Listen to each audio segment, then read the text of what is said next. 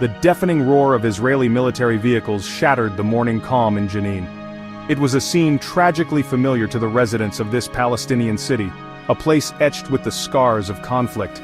Israeli forces, heavily armed and determined, launched a new wave of raids. The operation, part of an ongoing campaign, targeted alleged militant infrastructure within the Jenin refugee camp. However, the operation's consequences extended far beyond its stated military objectives, leaving a trail of destruction and despair in its wake. The Palestinian Ministry of Health reported a grim toll, at least 2 Palestinians dead and numerous others injured. The deceased, young men barely into their 20s, were mourned by their families and a community grappling with the ever-present reality of violence. The injured, some with life-altering wounds, overwhelmed the already strained medical facilities in the West Bank. The Israeli military justified the operation, claiming it was essential to neutralize imminent threats and maintain security. Palestinian officials and human rights groups condemned the incursion as a disproportionate use of force. They argued that such operations, often conducted with little regard for civilian safety, serve only to inflame tensions and perpetuate the cycle of violence. The aftermath of the raid painted a bleak picture of devastation. Homes reduced to rubble, their interiors a jumble of concrete, twisted metal and shattered glass. Streets, once bustling with life, now eerily deserted, save for the scattered debris and the lingering smell of smoke. The Jenin refugee camp, already grappling with overcrowding and poverty, bore the brunt of the destruction. Eyewitness accounts provided a chilling glimpse into the terror that unfolded during the raid. "We were woken up by explosions and gunfire," recalled Fatima, a young mother living near the camp. "My children were screaming in fear. We huddled together, praying that our home wouldn't be hit." Another resident, an elderly man named Mahmoud, described the scene as Israeli soldiers stormed through the camp. They came in with such force, firing indiscriminately. People were running for their lives, desperate to escape the chaos. These first-hand accounts, filled with fear and despair, underscored the human cost of the ongoing conflict. They served as a stark reminder that behind the statistics of casualties and destruction lay real lives shattered by violence. Meanwhile, in the Gaza Strip, a fragile ceasefire held, offering a glimmer of hope amidst the ruins. The truce, brokered after a week of intense fighting between Israel and Hamas, brought a welcome respite from the relentless airstrikes and rocket fire. For the first time in days, the skies above Gaza fell silent, replaced by an eerie calm. The ceasefire allowed humanitarian aid to flow into the besieged enclave, providing much-needed relief to its beleaguered population. Trucks laden with food, water, medical supplies, and other essential goods crossed into Gaza through the heavily guarded border crossings. The aid, while crucial for immediate needs, represented just a drop in the ocean compared to the scale of the humanitarian crisis unfolding in Gaza. Despite the truce, the atmosphere in Gaza remained tense, marked by a profound sense of uncertainty and apprehension.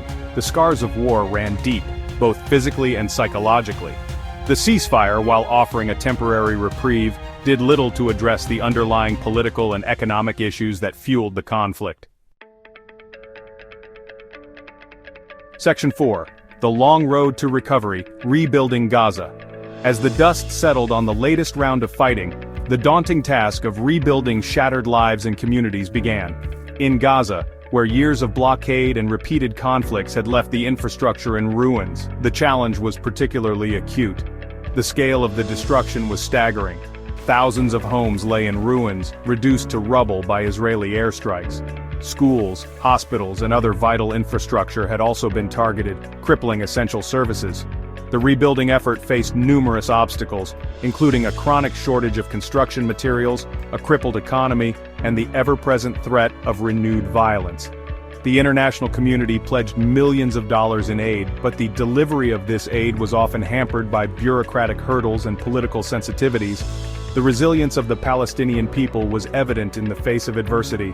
Amidst the ruins, families began the heartbreaking task of piecing together their lives. Children, their faces etched with a mixture of resilience and trauma, played among the rubble, their laughter a poignant reminder of the indomitable human spirit. Section 5 International Aid, a lifeline for Gaza. The international community, spurred by the unfolding humanitarian crisis in Gaza, mobilized to provide aid and support. Governments, international organizations, and NGOs poured resources into the region, focusing on providing food, water, shelter, and medical care to those most in need. Food distribution centers, set up by the United Nations and other aid agencies, became lifelines for thousands of families who had lost everything in the conflict. Queues snaked for hours as people waited patiently to receive basic rations, a stark reminder of the precariousness of life in Gaza. Hospitals, overwhelmed by the influx of casualties, struggled to cope with the demand for medical care. Doctors and nurses, working tirelessly under extremely difficult conditions, performed life-saving surgeries and treated the wounded with limited resources. The international community provided essential medical supplies and equipment, but the needs remained immense. Section 6. The Human Cost, Stories of Loss and Resilience. Beyond the statistics of casualties and destruction lay countless stories of loss, resilience, and the indomitable human spirit. Stories like that of Aisha, a young woman who lost her husband in an airstrike. Left to care for their 2 young children alone, she faced an uncertain future with courage and determination. "My husband was everything to me," she said, her voice trembling with emotion. "But I have to stay strong for my children. They need me now more than ever." Then there was the story of Ahmed, a doctor who worked tirelessly in a makeshift hospital, treating the wounded despite the constant threat of bombardment. "We are stretched to our limits," he said, his face etched with exhaustion. "But we have to keep going. People's lives depend on it." These stories, filled with pain, resilience, and a glimmer of hope, served as a powerful reminder of the human cost of the conflict. They underscored the urgent need for a just and lasting peace, a peace that would allow the people of Gaza and Israel to live in security and dignity. Section 7. A Call for Justice, the Need for Lasting Peace. The latest round of violence in Israel and Gaza served as a stark reminder of the urgent need for a just and lasting solution to the decades-long conflict. The cycle of violence, punctuated by brief periods of uneasy truce, had inflicted immeasurable suffering on both sides. It had also fueled extremism and undermined the prospects for peace. The international community, while providing humanitarian aid and diplomatic efforts, had failed to address the root causes of the conflict.